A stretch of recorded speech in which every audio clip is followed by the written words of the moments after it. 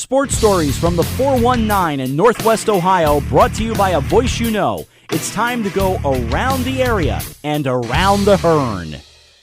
Happy State Championship Saturday to you. A shorter version of this show because I wanted to make sure to get this out.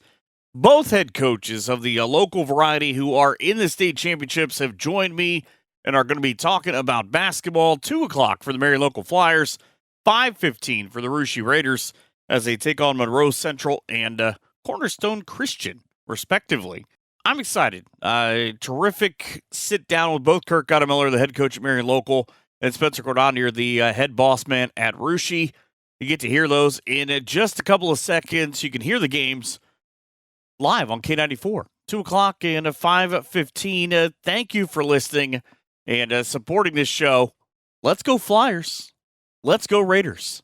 State championship weekend now, talking to the head coach of the Marion Local Flyers, 26-2, taking on 25-3 at Monroe Central. Kurt Goettemoeller, congratulations on getting to this point. Yeah, thank you, Michael. We're just thrilled to be playing for a state championship on Saturday, and we're going to enjoy this last week together as a group, and we're really excited.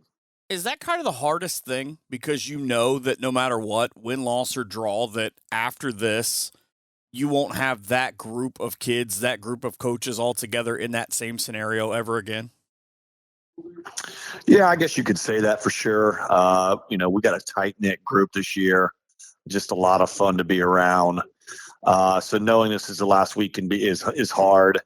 But I will say it's a long season as well, especially for some of the kids that didn't play football and for the ones that did play football. It's a long season. This tournament run has been an extra week this year. It's a long process. So, it's good and bad. I think our kids definitely are going to need a mental break after the season's over, but hopefully we got one good week left in us.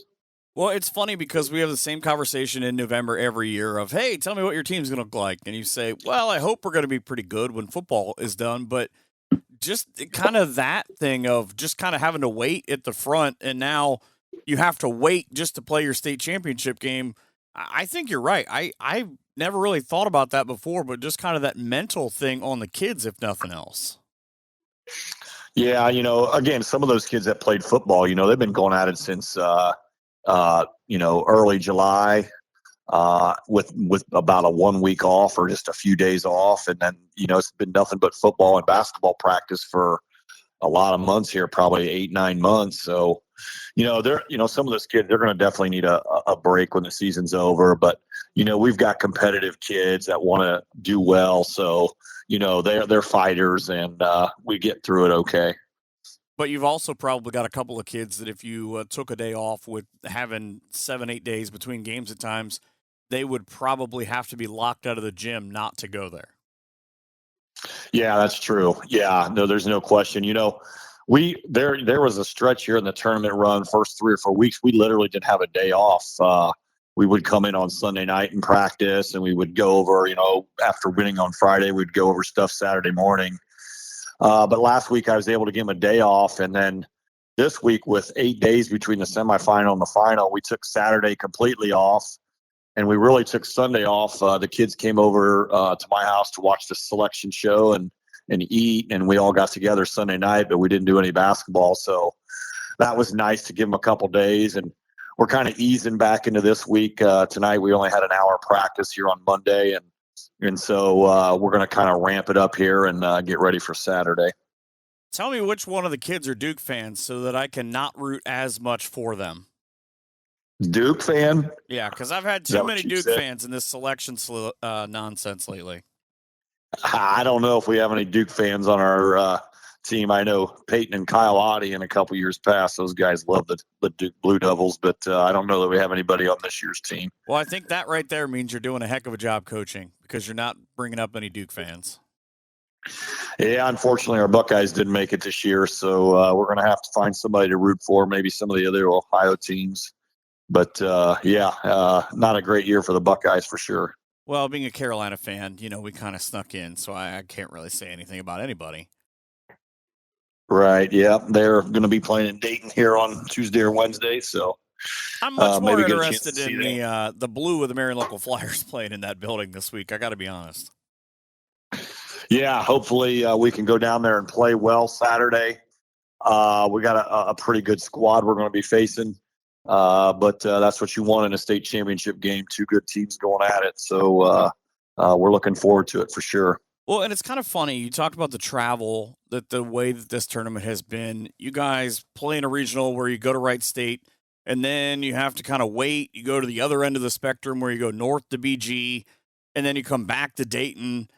Is there anything in between kind of those three places, or are they all kind of similar enough to where, the kids aren't looking at it as it's not the hangar, we're not going to the Palace, we're not going to these places, but they're big enough, similar enough of, okay, it's just a building. Yeah, our kids don't really worry about the venue. They just want to go play ball. But, personally, I like the idea of, you play your district finals at Walpock. And if you're able to get out of Walpock, which is very difficult every year, that you graduate to a bigger arena. I think it's kind of cool to get to play in those college arenas. Wright State is absolutely cavernous. That was a very big arena. Going up to BG was really cool. That facility is just perfect because it has a way of feeling big, but also at the same time feeling intimate and small. It's really a cool place to play. Now, having said that, I'd rather have our state semifinals together with our state finals. I'd rather it be in Columbus, like it used to be. But short of that, we're very, very lucky that the University of Dayton is willing to host because they've got a great arena as well. I just would prefer being an Ohio State grad and, just being an old school guy. I would love to see it move back to Columbus someday, but I'm certainly in no way putting down Dayton because they've got a tremendous venue and they want to have it. And they've got great people running it down there. So we're excited to go down, and it's the home of the Flyers. So hopefully we can play well. It's a different color, but at this point it won't even matter. You get a Monroe Central squad that they're new to this. I mean, you guys are in that a lot of these kids would have been so young, they would have been ball boys, and they would have been kind of around that age. But it's a Rubik's Cube that Kirtland kind of couldn't figure out. This is a team that has not trailed yet in the entire tournament. You guys jump out big in these games, in these tournaments so far. I mean, is there kind of anything, do you change, or you just go, all right, we have this script, we're going 1, 2, 3, 4? We just, we always emphasize getting off to a fast start. We do, my coaching staff does a great job of locking into the other team's tendencies. And we're generally pretty good early in each half, like we were last Friday. The one thing is Monroe Central, they seem to get off to a fast start almost every game we've watched on film. They're always off to a fast start. I think a lot of teams are just stunned by their athleticism, and it takes them a little bit to catch up with the speed of the game. So that's something we're going to have to hone in on early, and we want to be the team that gets off to the fast start. But regardless of how the game starts, it's a 32-minute game, and you got to play for all 32 minutes. So hopefully our kids can be dialed in quickly. It's not very often that you face a team that has the first and second all-time leading scorer in school history. Do those two guys, they're a little bit different kind of in how they approach it of, did you immediately go through and say, all right, we're going to put this guy on Tucker Howell, this guy on Chance Allen, and kind of, I'm going to trust that they're going to get this done? Yeah, honestly, when we played last Friday's game against Colonel Crawford, we liked the matchup. We thought we matched up pretty well, and we thought they matched up well with us, and it would be a little bit of more of a low scoring game. Where when I watch, Monroe Central play, it's a little bit. Both teams probably are going to have some matchup issues with each other. So this game is, you just don't see it how it's going to play out as much as you maybe would have our game against Colonel Crawford.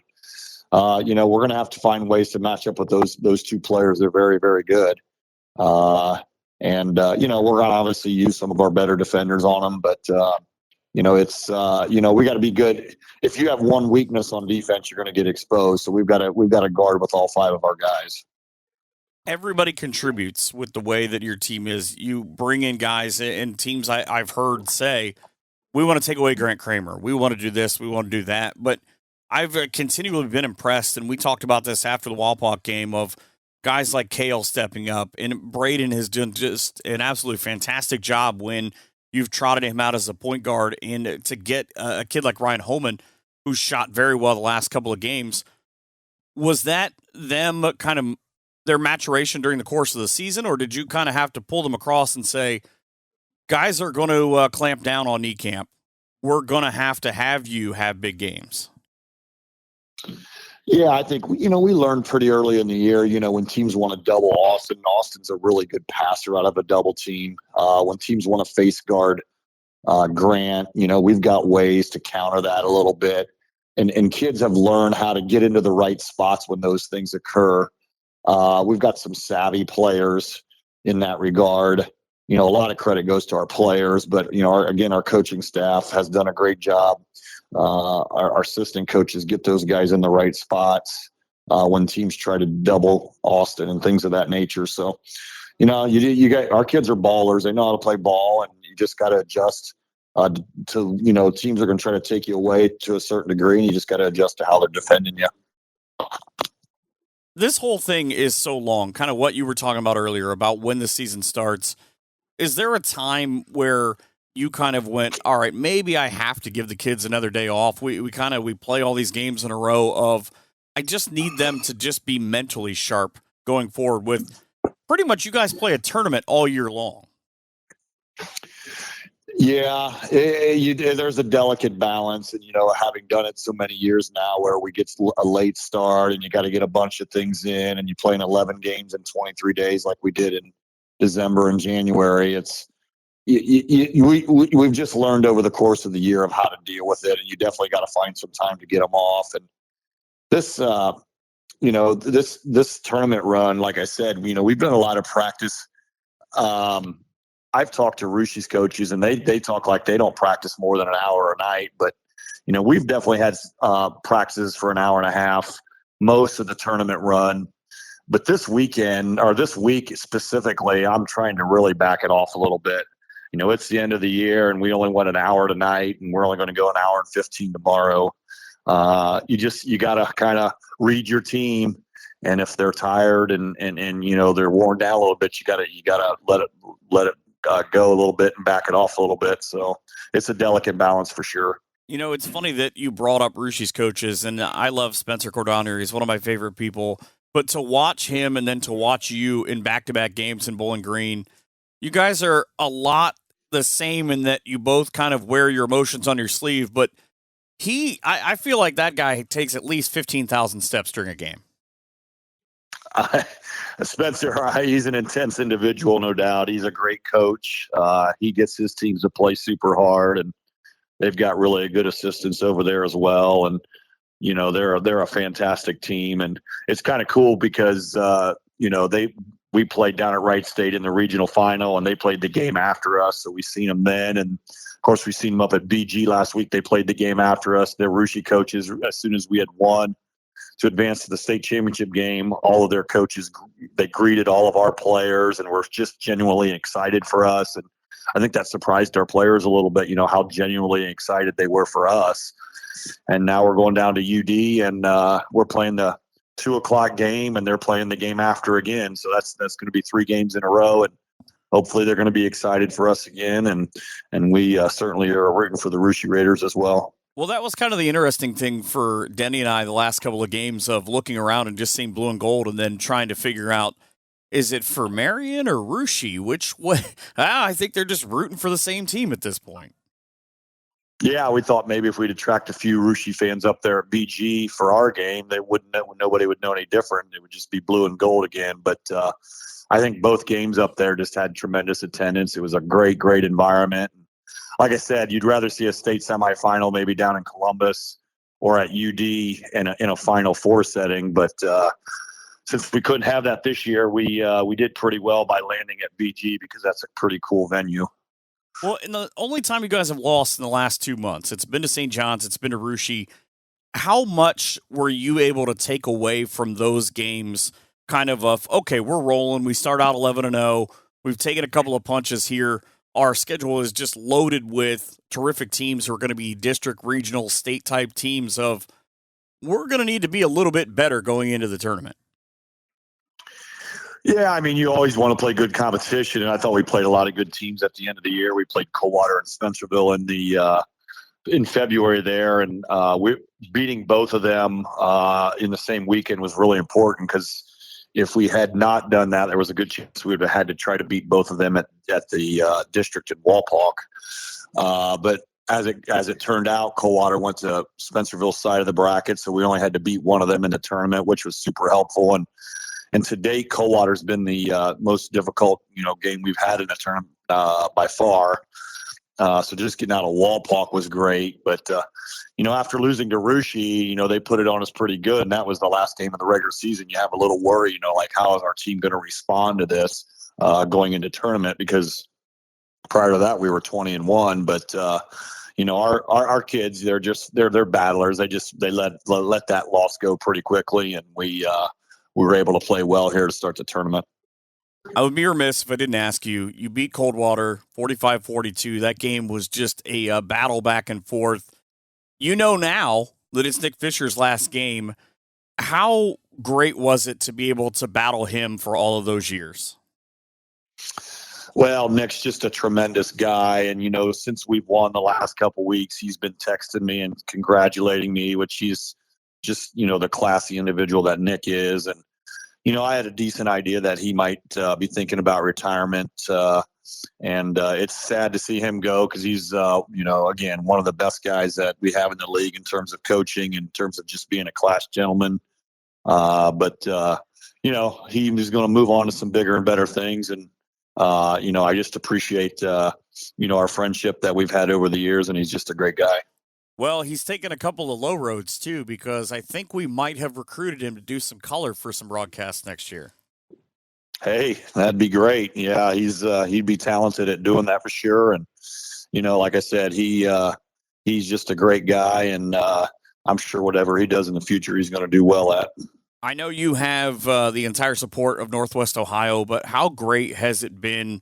And kind of to piggyback what you were talking about Nick texting you of, hey, I want to see you guys get this one. And you're a very close-knit group of Northwest Ohio coaches, of guys who are, hey, let's just see you finish this one.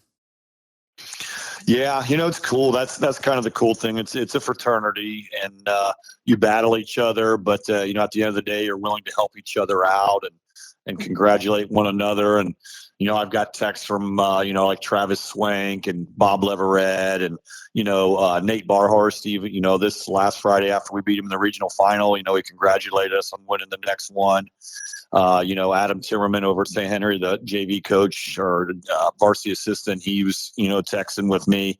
You get a lot of guys like that, Michael McClurg, that, they text you and wish you well. And like I said, it's a fraternity. I mean, you're battling, during the course of the year, but once the season's over, then you root for the other guy. And so we really appreciate that.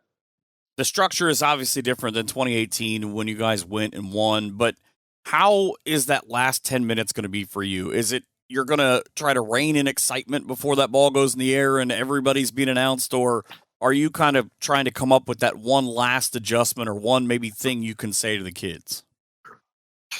Yeah, you might do that one last adjustment thing, but you can't overthink it. We have such a long week here that, it's going to be paralysis by analysis to some degree. You're just going to overanalyze things. And, the honest truth is I'm more nervous in the early rounds, when you're expected to win. You play Allen East in a sectional final. It's nerve-wracking because, they were talented enough to beat us if we didn't play well. And you're supposed to win that game. And the district games are pretty nerve-wracking to some degree, but you got to just, at some point, you just got to go play. You can't worry about it.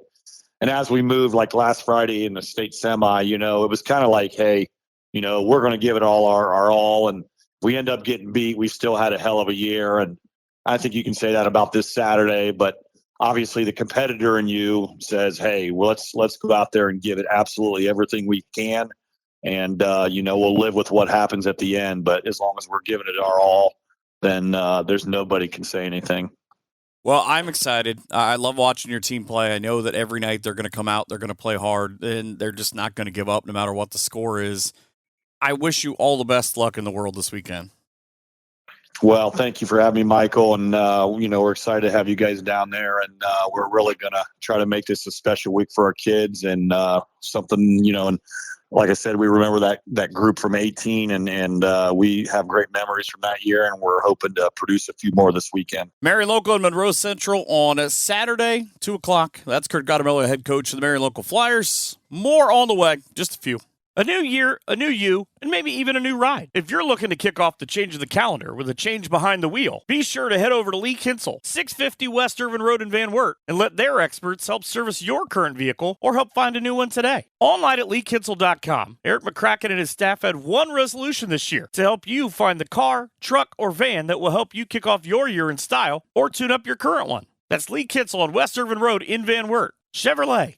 Together, let's drive. State championship Saturday on the way, and the Arooshie Raiders looking to remain unbeaten and pick up a state title, taking on Cornerstone Christian. Joined now by the head coach of the Arooshie Raiders, and Spencer Cordonnier. And you guys got to be feeling pretty high right now after that big win on Friday against Arlington, I would think. Yeah, I thought we played pretty well Friday night. It took us a little while to figure out the no-3 zone.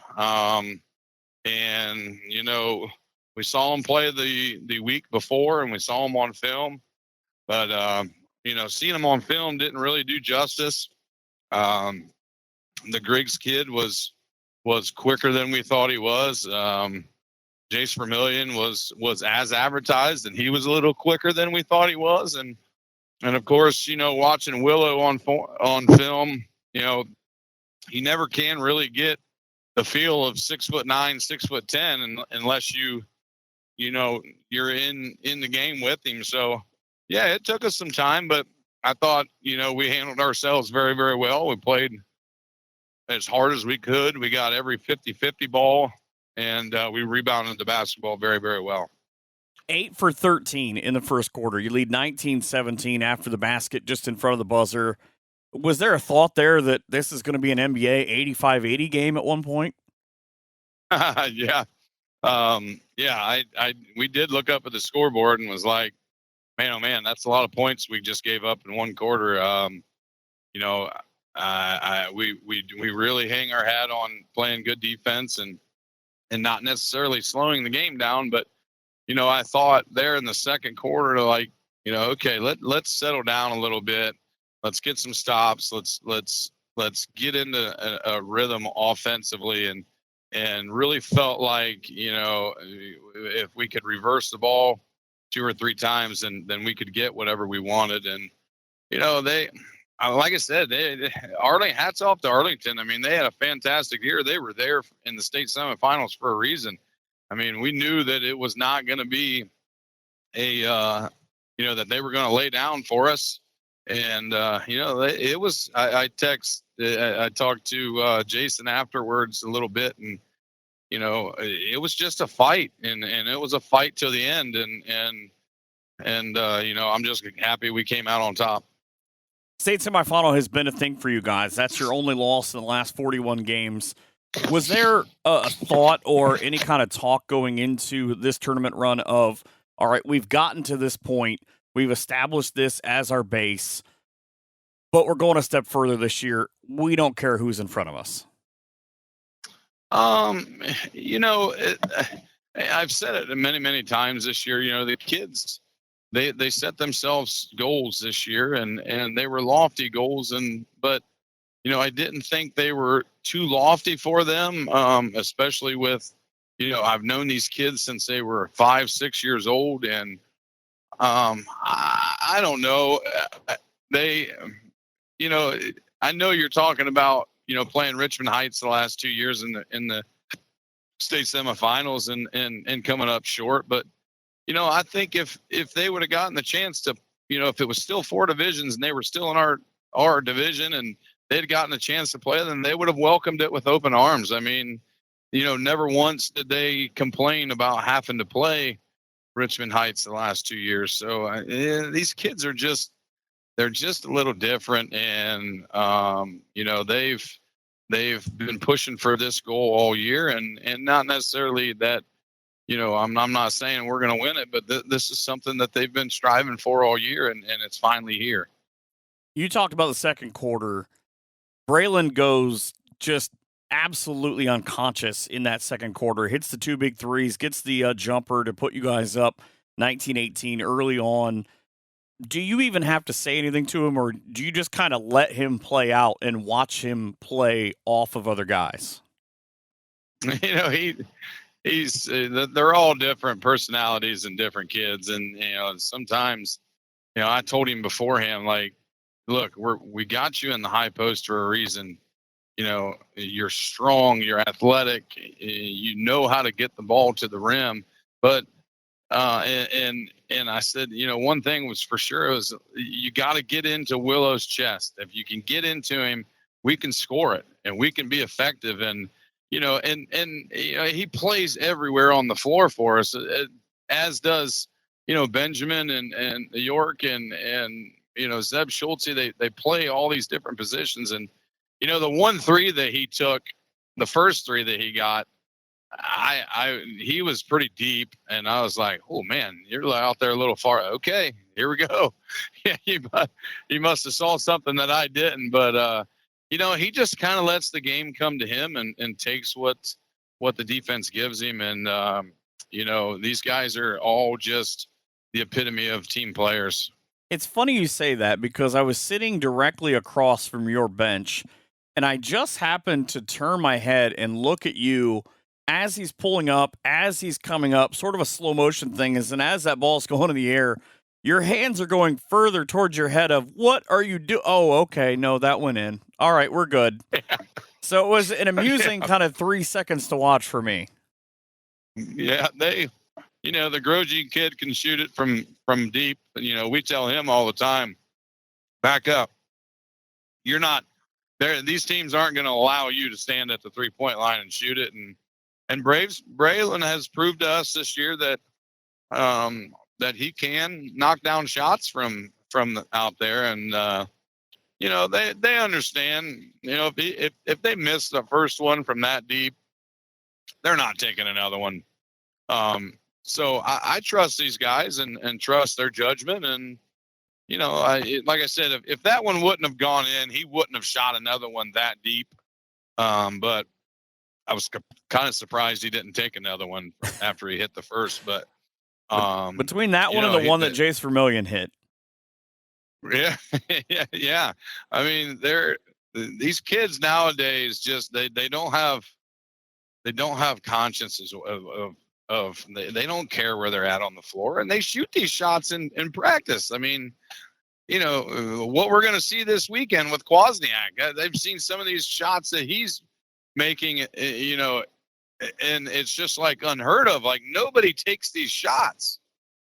So, I mean, I don't know. The game is just so much different than from when I played, and from the distance that these kids shoot from and the shots that they take. So, like I said, I trust these guys, and, if they want to let one fly, they let it fly.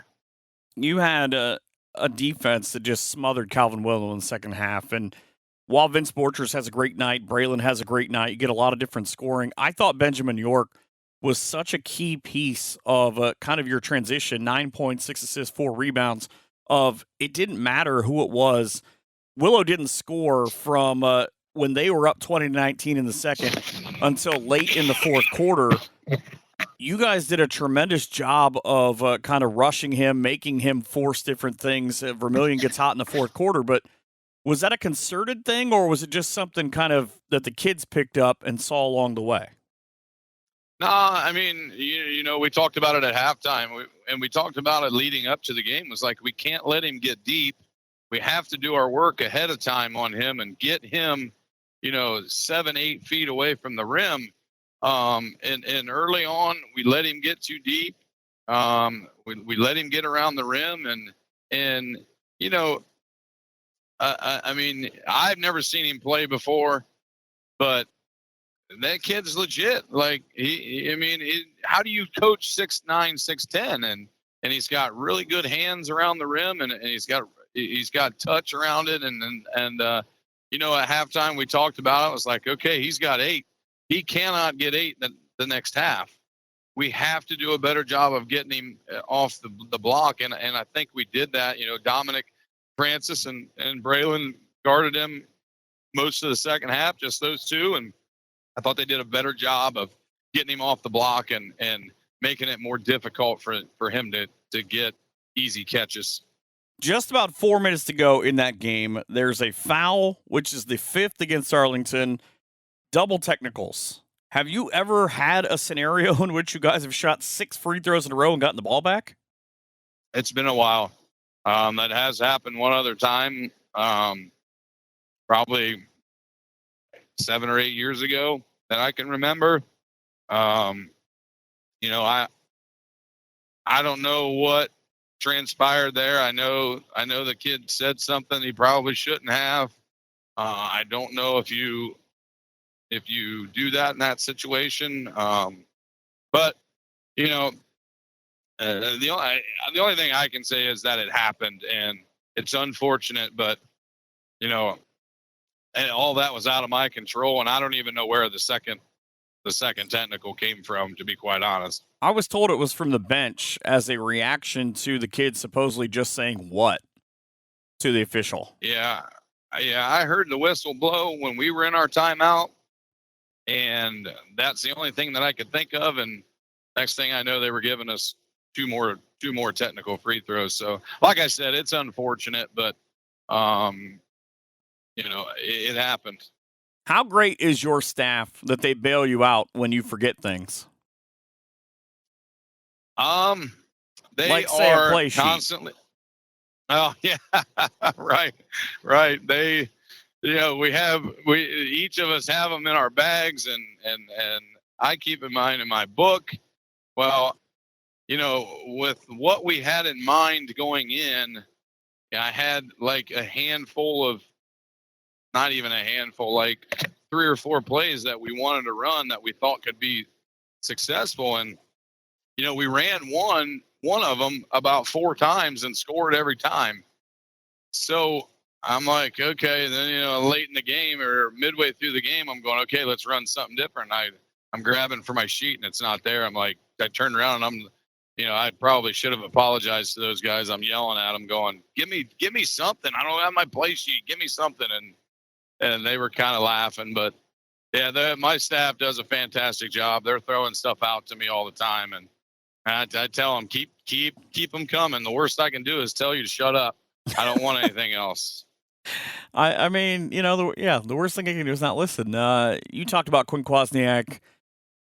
Babe Kwasniak, obviously his dad, and the connection they have, and about them playing with his grandpa passing away right before the season, and just kind of the basketball knowledge with that group. But they beat South Webster, and Quinn Kwasniak has 36 in that game. They end on a 9-2 run.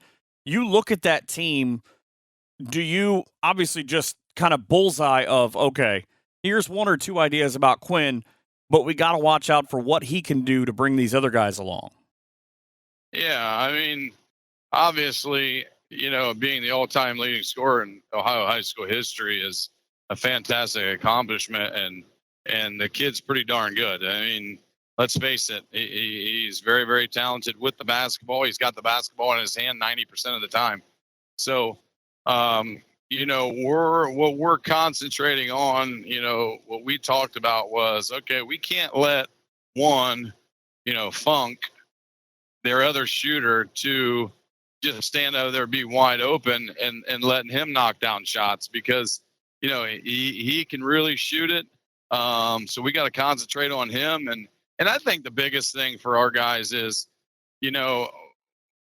not getting caught up in watching what 11 is doing. I can't have 5 guys watching what 11's doing, because, outside of a fantastic scorer that he is, he's really a very fine passer too. So, we got a couple things cooked up on what we want to do and how we want to handle things. And, defensively, we've been phenomenal all year long, and our kids communicate very, very well. And, I think, we put this game plan together, and the next couple days, we'll get some more practice time with it. I think we're going to be just fine.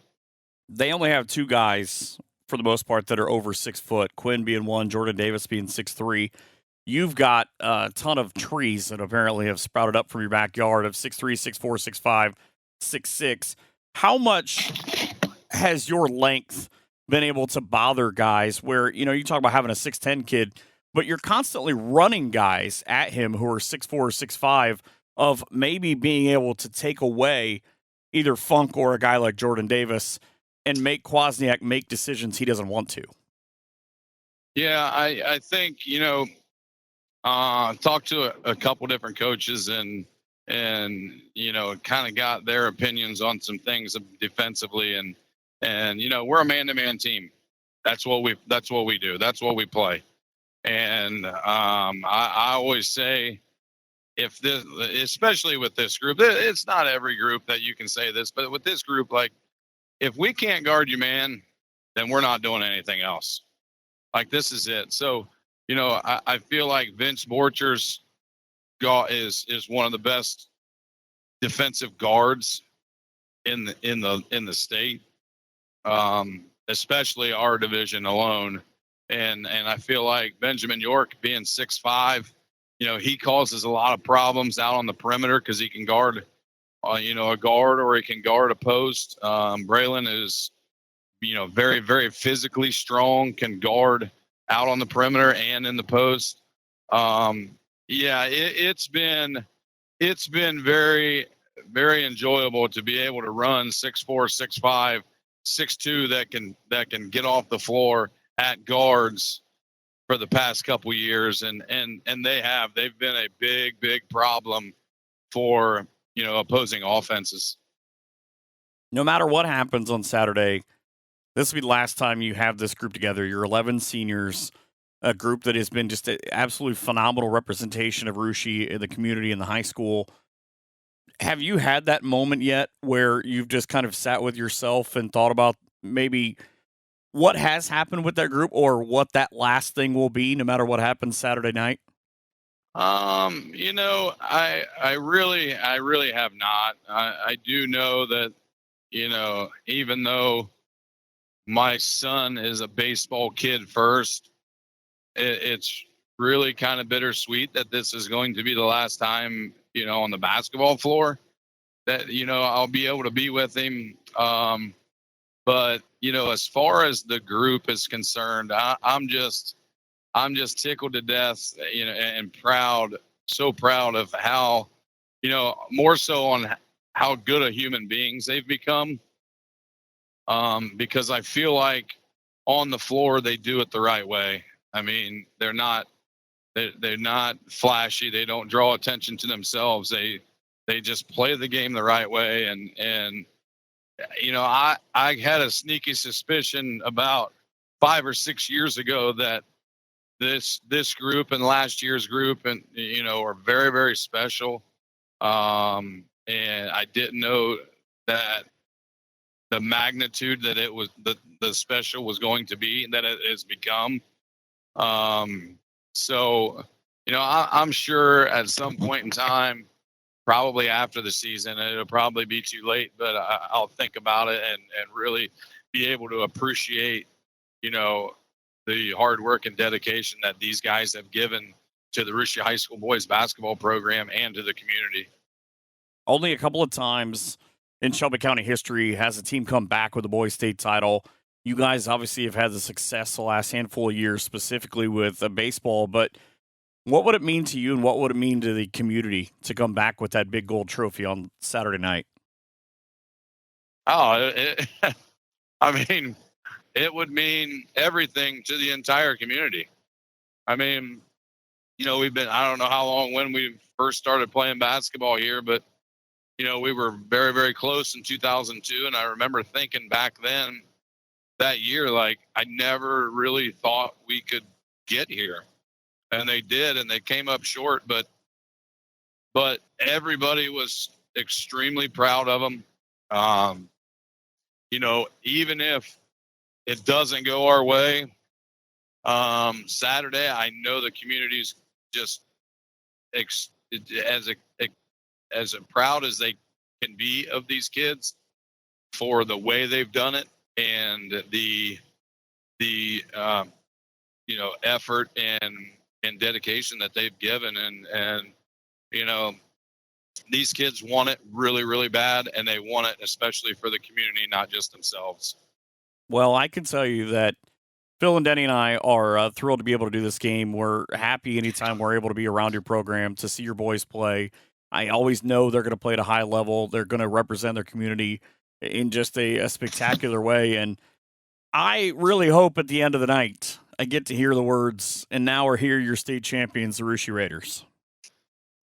Yeah, me too. I really, really have a good feeling about the game plan that we've put together.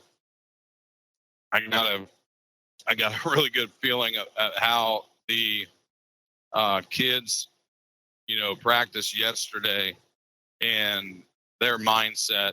And their mindset is, it's just another game.